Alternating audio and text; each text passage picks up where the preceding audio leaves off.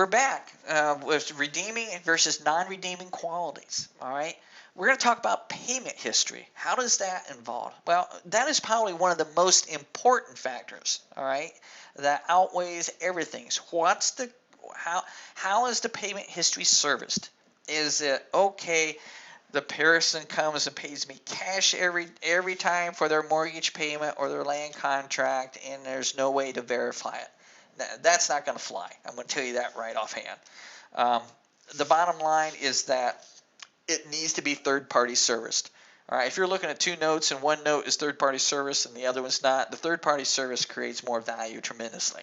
All right, it needs to be placed with a licensed, all right, servicer that is licensed and bonded and is licensed to be a debt collector. You may not realize it, but when you create a note and a mortgage, you essentially have extended credit. When you're doing a land contract, you are essentially extending credit, all right, is what you're doing. And that should be for valuation purposes, but also from a legality aspect, it should be placed with a servicing company. Now, I know Dodd-Frank allows you to do 3 loans, I think up to 3 loans in a year. But the bottom line, that is really geared more towards a mom and pop who has taken a property, they've sold a property and have just taken it back. They're not in the business of being a real estate investor or a loan originator. We're all investors here, all right? And if we're looking to be an investor, you're going to be held to a higher standard. And as a result, you need to be putting these notes with a third-party servicer that is licensed and bonded to make sure you are staying compliant, all right, in all of the laws that have to do with debt collection and has to do with protection of the borrower, because there's a number of rules there. I don't even want to try to remember those. We just put them with a servicer automatically. It's what we basically do once we create one. Another thing is what's escrowed. All right, it's important that you have taxes and insurance escrowed. You're going to have a higher quality, valuable note. All right, if the taxes and insurance are escrowed into the payment. When you're evaluating notes, you want to see what is escrowed and if not. We see a ton of notes that have just principal and interest.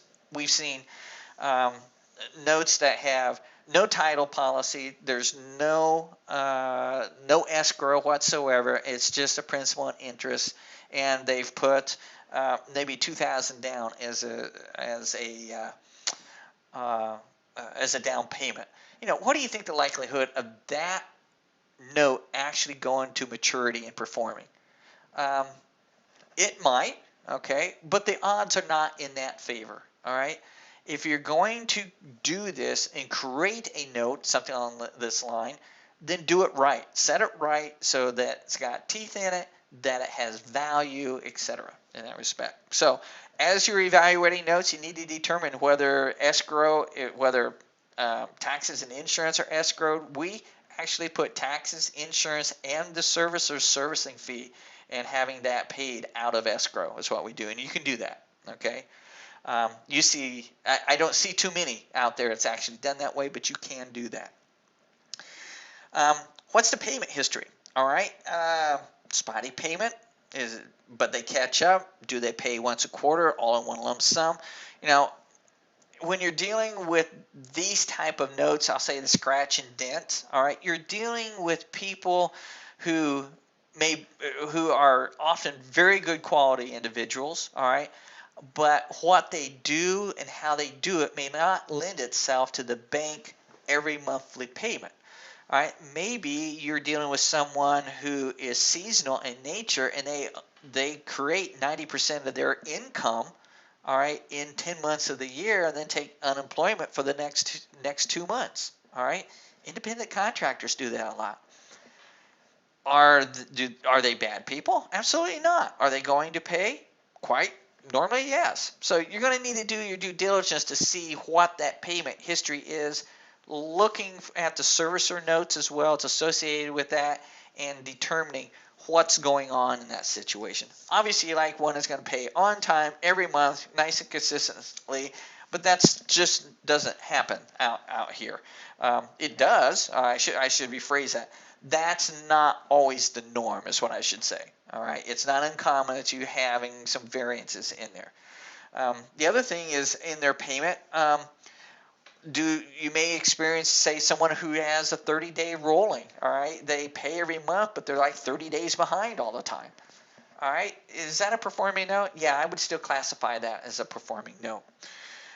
So when you're looking at notes, all right, you need to be looking at what the trailing payment history is. All right, have they had blips? And if they have, what's coincided? What's happened in there? You have to kind of dig a little bit to start determining what those are. When you are looking at these, looking at the servicer notes, sometimes you'll get an indication on the servicer notes of what's going on, and those you can look at those servicer notes when you are evaluating a note during the due diligence period. You always want to ask, and that's what I was essentially leading to. You always want to ask for the trailing 24. You always want to ask for an updated pay history and the servicer notes that come with that. Now, what if you run into a situation where this note is not particularly serviced by a third party?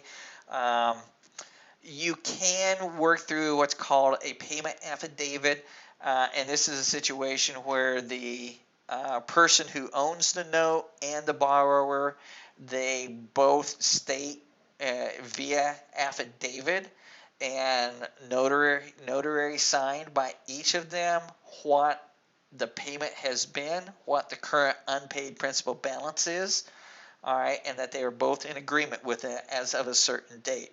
And typically you want to show at least 12, if not 24 months worth, and get that confirmation of 12 to 24 months of payments history with that payment affidavit. So you can work that. That will work. It takes more time. It's not as good as a third-party servicer, but that does have a little bit of legal teeth behind it, is what I would essentially say. So these are some of the issues that you need to really look at as far as redeeming versus non-redeeming qualities on the payment history. All right, we'll cover paperwork next.